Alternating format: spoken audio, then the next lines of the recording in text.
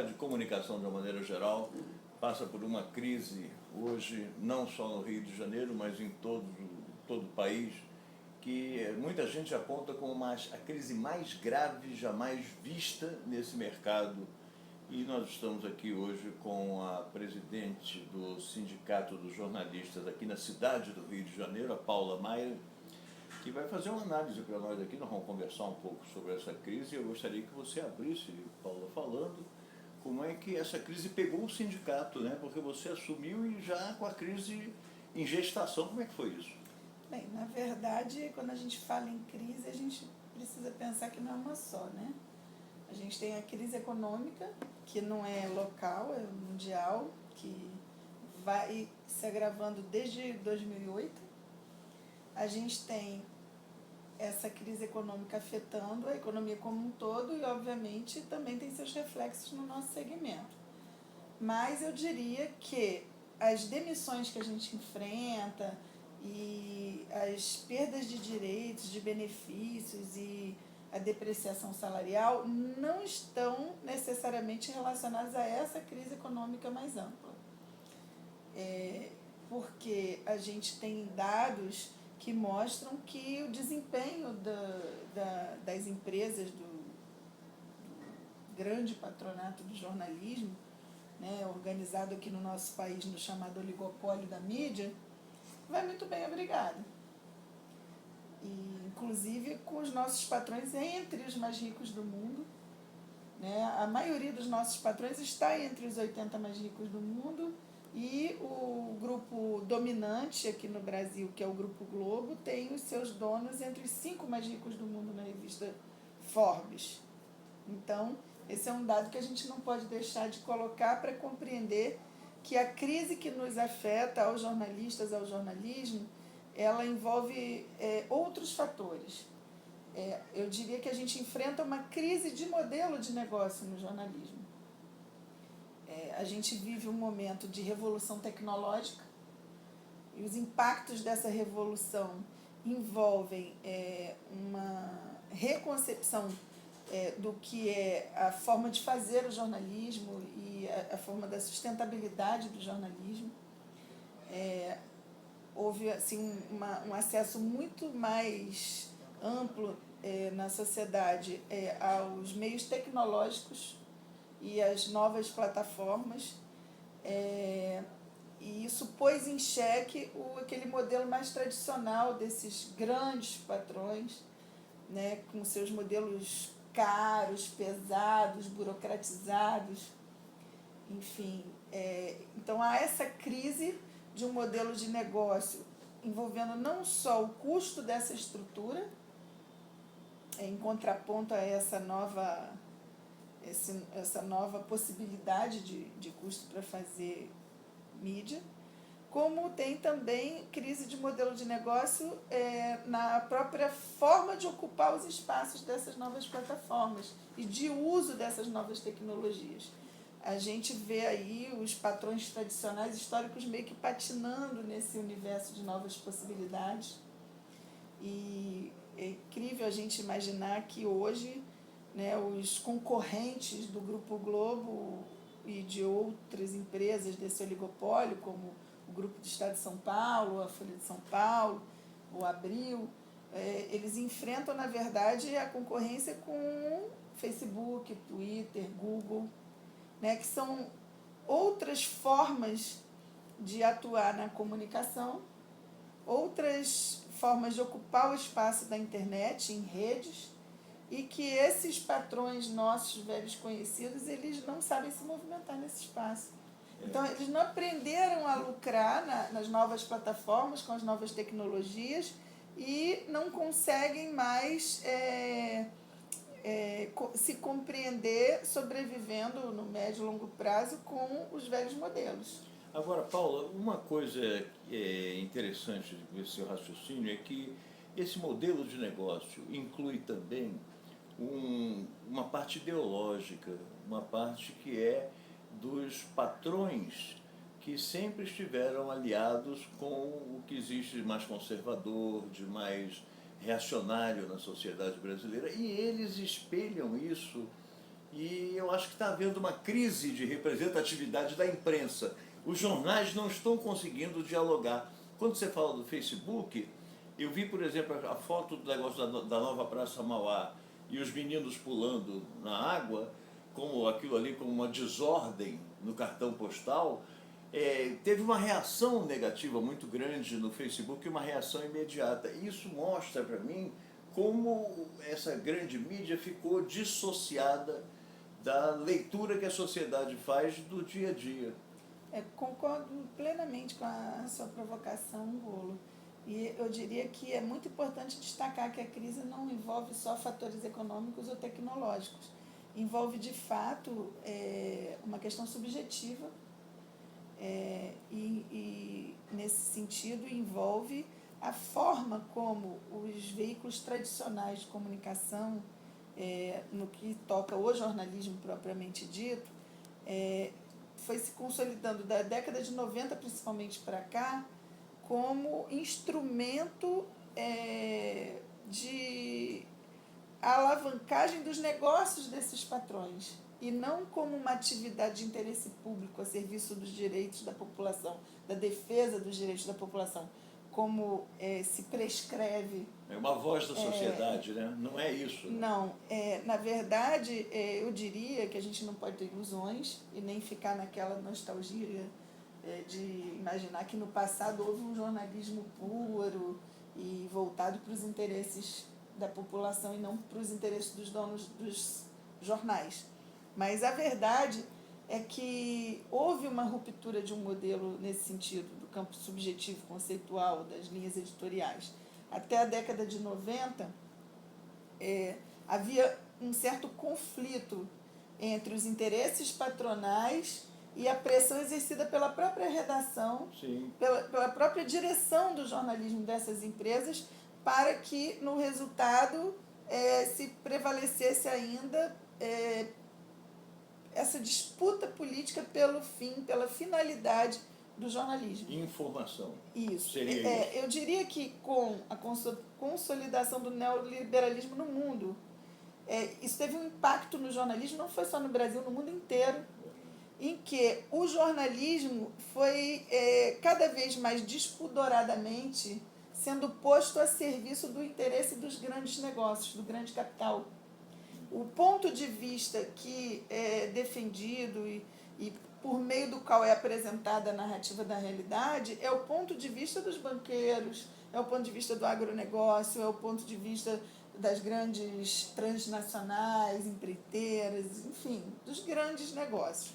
E aí, veja que isso gera uma crise de credibilidade no jornalismo, porque com o tempo a população e os leitores não vão mais se reconhecendo naquele conteúdo. É verdade.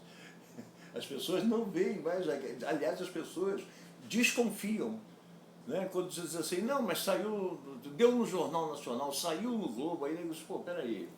Não é? Ninguém está falando aqui que o jornalismo ele deve se nivelar pelo que é demandado como gosto ou interesse imediato dos leitores, da população.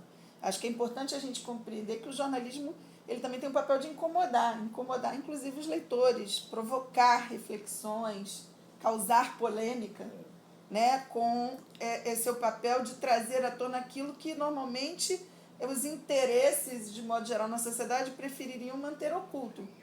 Agora, a forma como isso é feito hoje, a escolha do que sai ou não sai no jornal, do que é manchete, do que é pé de página, do que vai estar na capa, do que vai estar lá bem escondido na meiuca do jornal, isso tudo hoje tem muito a ver, na verdade, com a construção de um discurso que é o discurso dessa minoria que detém controle econômico e político no nosso país e no mundo. Né? Que é o que vê os meninos pulando na água na Praça Mauá como uma transgressão e não como a curtição. Sem dúvida. A minha reação quando eu vi aquela foto e li a legenda e o texto em torno da foto, eu pensei, pô, mas deixa os meninos brincarem. Eles sempre brincaram ali. Sempre. Não foi agora porque abriu a praça assim. a Bahia está poluída, então o problema não é o menino brincar na água, vamos Não, despoluir mas a Bahia. eles falaram novo cartão postal. Não, mas fala, as crianças mergulham Sim. na água poluída da Baía de Guanabara. Aí eu penso assim, Sempre bem, o mergulhar. problema não está nos meninos, está na Baía de Guanabara. Saiu alguma vez foto antes dos meninos pulando na água poluída e dizendo isso? Não, saiu quando a praça ficou nova, quando virou cartão postal novo, né? Quer dizer, o enfoque é esse aí. Mas vem cá, como é que você vê o fato que eu achei interessante, que os órgãos de imprensa mais importantes ou mais críveis e mais fidedignos hoje no Brasil são de fora, El País e a BBC, né? Que são multinacionais da informação, mas que têm uma longa tradição de exercício de jornalismo com J maiúsculo. Como é que a gente vê? A gente há de reconhecer a qualidade superior, né, que é oferecida pelo jornalismo que hoje é feito por esses veículos, e há de se lamentar que a gente assim fica submetido a poucas opções, e as opções que a gente considera melhores a gente tem que relativizar porque é o olhar de fora, é o olhar do hemisfério norte sobre nós, né? Nós não conseguimos constituir aqui ainda no nosso país uma imprensa pujante que construa a narrativa da nossa realidade a partir do nosso próprio olhar. Mas nós já tivemos isso E do antes olhar, da ditadura. digamos, da classe trabalhadora. Sim, mas nós já tivemos uma imprensa operária, nós já tivemos uma imprensa relativamente livre. Aliás, a imprensa já teve, antes da ditadura, colunistas de todos os matizes, colunista comunista, colunista de direita, da igreja, da Opus Dei, e colunista que era anarquista. Você já teve isso na imprensa, já teve uma pluralidade de opiniões que hoje você não tem. Na verdade, a gente nunca teve, talvez, um grande veículo de massa, de alcance de massa, que fosse o veículo do ponto de vista da classe trabalhadora, do ponto de vista contra-hegemônico. Mas a gente já viveu tempos mais democráticos, sim, né? Em que havia uma possibilidade de uma oferta maior, de mais pluralidade, como você falou, a partir de vários veículos, né, pulverizado, né, na verdade. Eram pequenos, mas eram muitos e eram diversos nas suas posições. Agora, precisamos lembrar que isso ocorreu, inclusive, resistindo ao momento de ditadura militar, né? Durante a ditadura houve muitas publicações resistentes, clandestinas, que os jornalistas faziam em suas horas de folga, depois de trabalhar nos veículos tradicionais. E com material que não era aproveitado do veículo tradicional, porque não podia ser. Não é porque por censura do patrão, por censura do regime. Entendeu? Que selecionava, não, isso aqui não pode sair. Aí saía isso de outra forma em outros órgãos da imprensa alternativa, na imprensa nanica. Por ironia, a gente está num momento da nossa história em que a gente não vive mais sob o jugo de uma ditadura formal, oficial, fardada, mas a gente não consegue, neste cenário, neste momento, ver florescer iniciativas no campo do jornalismo independente alternativo, contra-hegemônico. A gente já está numa situação melhor do que já esteve, na minha opinião. Aos poucos você vê um esforço e um movimento para a constituição de experiências nesse campo, mas ainda é tudo muito incipiente. Né? Muito difícil, né? Agora, o pior, e no jornalismo, vamos dizer, do discurso hegemônico, você ainda tem um cenário, no Rio de Janeiro é muito emblemático, em que você tem um grupo empresarial, que é o Grupo Globo, se apossando do discurso. Nós temos um discurso único hoje imposto por veículos de grande alcance no Rio de Janeiro. No caso dos impressos, então, nem se fala. Não, mas a verdade é que esse pensamento único, essa voz única que parte do Globo, é um acordo dos sócios, né, do poder. Os poderosos de sempre, eles pegam o Globo e fazem do Globo o seu porta-voz. E o Globo, por sua vez, usa também essas pessoas como porta-vozes dos seus interesses. É uma simbiose, né, meio maluca. E a gente estava aqui falando mais cedo dessa história das novas tecnologias, novas plataformas, Mas a gente precisa ser realista e compreender que a lógica da internet é diferente da lógica dos veículos tradicionais e o quanto é desafiante ainda conseguir alcançar a massa com informação por meio da internet. Porque as formas de os usuários entrarem na internet e trafegarem pela internet, elas dão conta de uma segmentação muito grande, né? Muito maior do que em qualquer outro meio, qualquer outra plataforma. E a gente tem, hoje, na verdade, uma reprodução no campo da internet do poderio desse oligopólio da mídia também. Porque os veículos mais acessados como referência para consulta de informação ainda são os mesmos que têm essas marcas de Globo, o UOL, que é da Folha, e por aí vai. Mas essa tendência também vai sendo revertida na medida em que você tem os blogs independentes com jornalistas de proa, jornalistas com nome, como Paulo Henrique, como o Paulo Moreira Leite, essa turma, que tem um espaço, a Zenha, que ocupa um espaço de credibilidade e impõe uma credibilidade. O Fernando Brito, essa turma aí, como é que você vê isso? Não, sem dúvida a gente vê aí essa progressão das experiências de um jornalismo independente, no caso opinativo, né? Esses que você citou. Agora, eu diria que a gente tem como referência de algumas experiências que já se consolidaram e se tornaram sustentáveis, mas nesse campo do opinativo. A gente ainda precisa, eu acho que, dar substância a uma experiência que concorra com esses veículos tradicionais como fonte de noticiário, de jornalismo investigativo, de cobertura do cotidiano, das políticas públicas, da política como um todo. Que é como a BBC, El País, a Reuters fazia também bem. Sim, né? sim. Eu queria até compartilhar aqui com você e com quem nos Clica aí no vê, compartilhar. nos ouve. Eu queria compartilhar que eu assim, me sinto muito feliz nesse momento, embora em meio a uma crise da nossa categoria do jornalismo, mas de poder testemunhar e participar, do ponto de vista de quem está no sindicato, apoiando e facilitando o processo, de uma experiência, neste momento, coletiva, da tentativa de se constituir uma cooperativa de jornalistas para fazer o jornalismo sem patrão aqui no Rio de Janeiro e para fazer um jornalismo que seja contra-hegemônico e que seja organizado numa outra lógica que não é a empresarial, que não é a do lucro.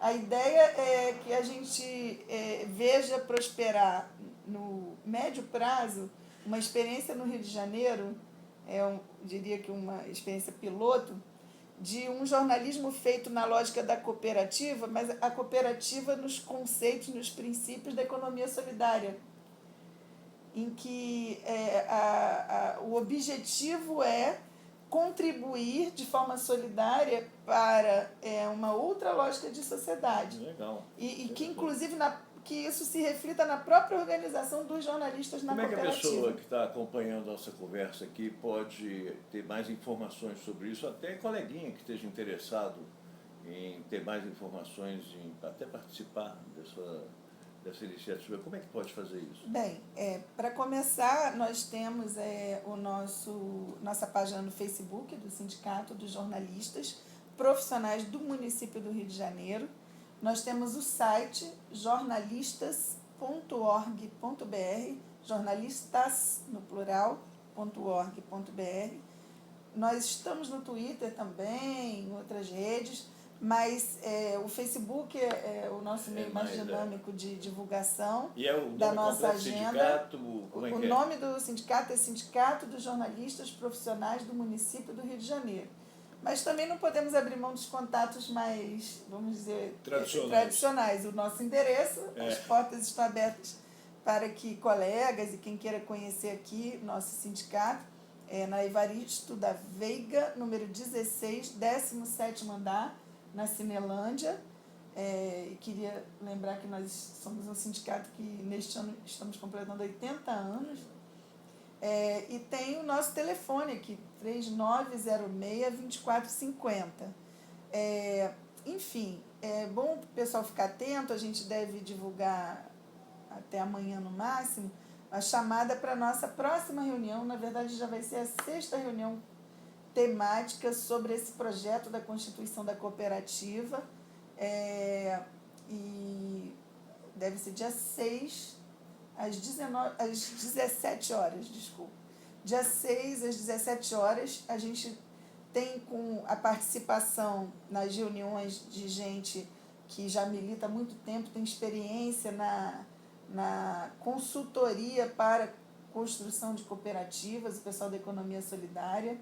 Tem uma colega, Sandra Mairink Veiga, que é jornalista e que é desse movimento e tem já demonstrado assim, o quanto ela pode nos dar aí uma contribuição fundamental nesse processo.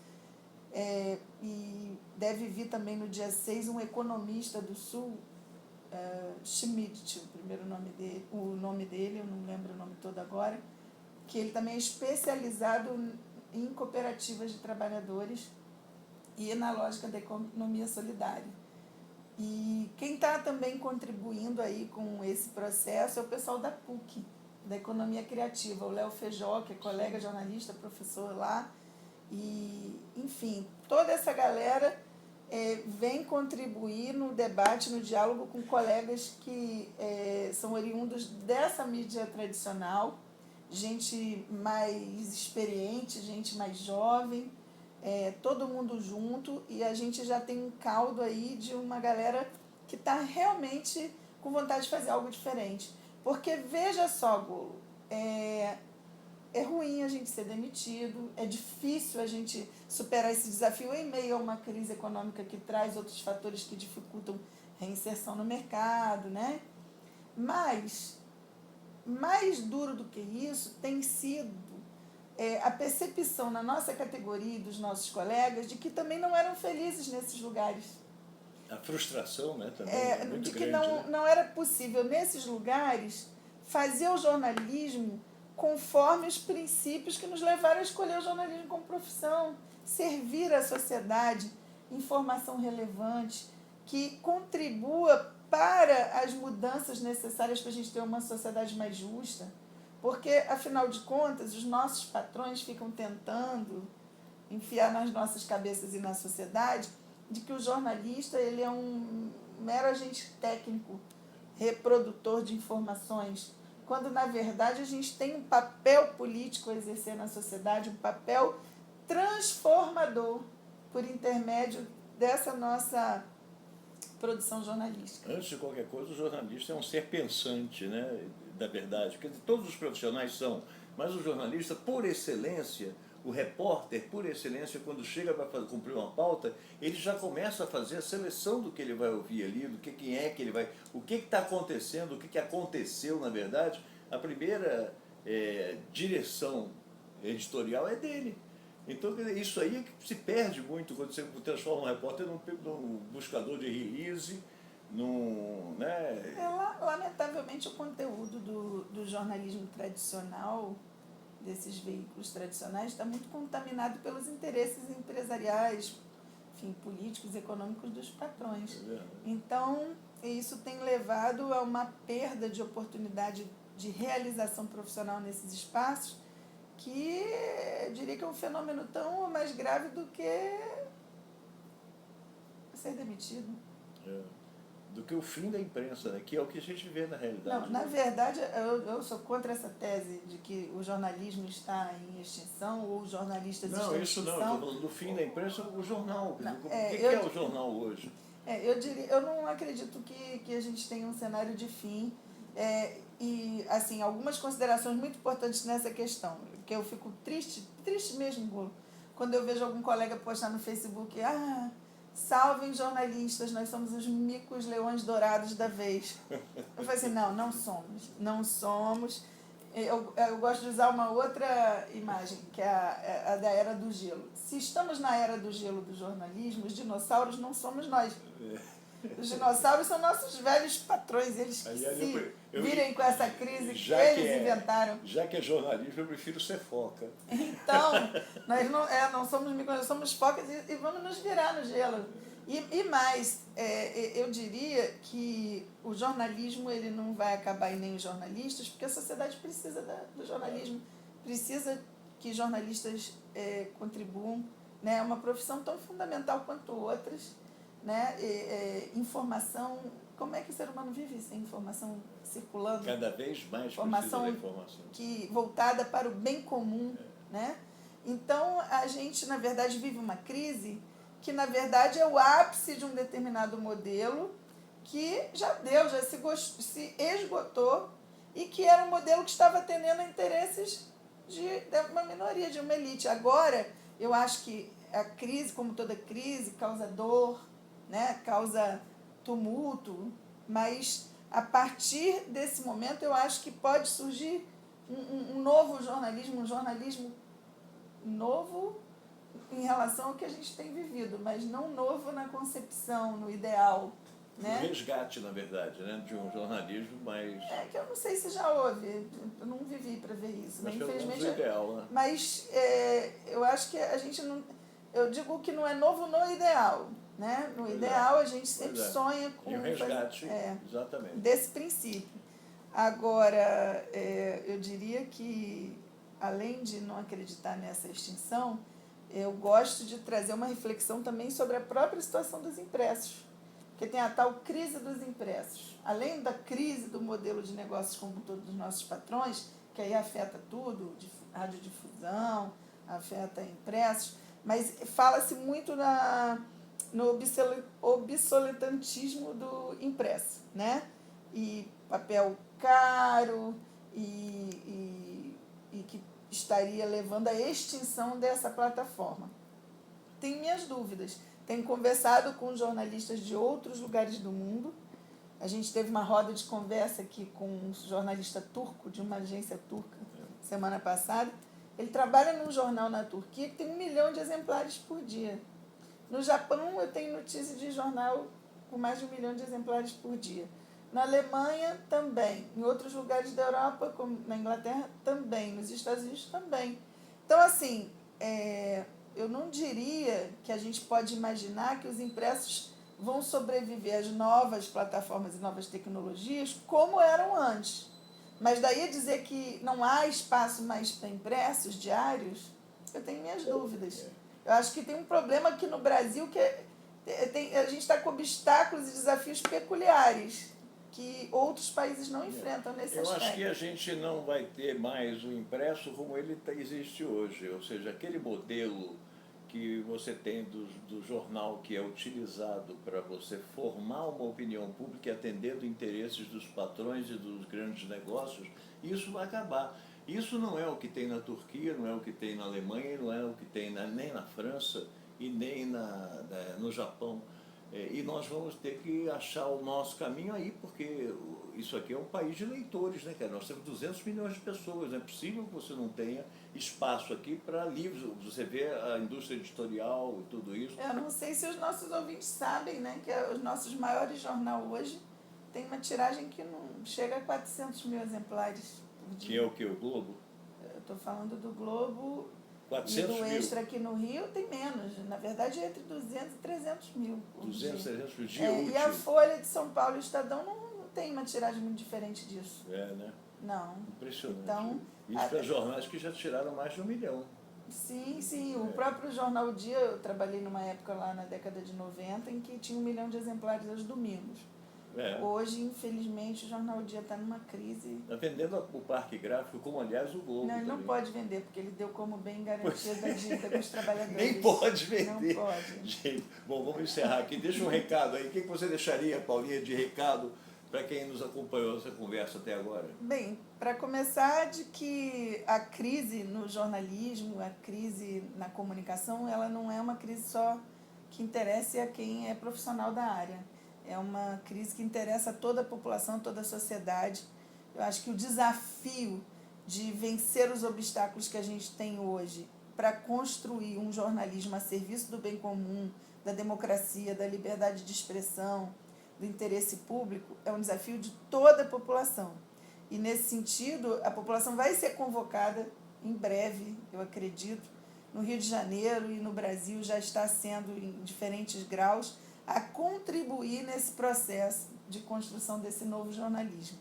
E aí eu não estou falando só de apoiar, dar aquela força e bater no ombro, não. Estou falando de contribuir por meio dessas novas formas também de financiamento, que hoje eu acho que vão ser a saída para esse jornalismo independente, autônomo a interesse de governos e de patrões. Que é isso. A gente só vai ter um jornalismo que atenda aos interesses da população se esse jornalismo for independente do interesse de governos e de patrões.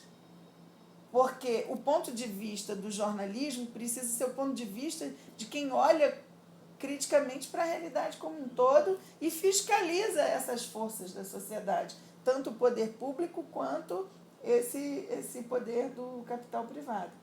Então, a gente precisa compreender que isso não é uma demanda só de jornalistas que acabaram de perder o emprego, é uma demanda de toda a sociedade.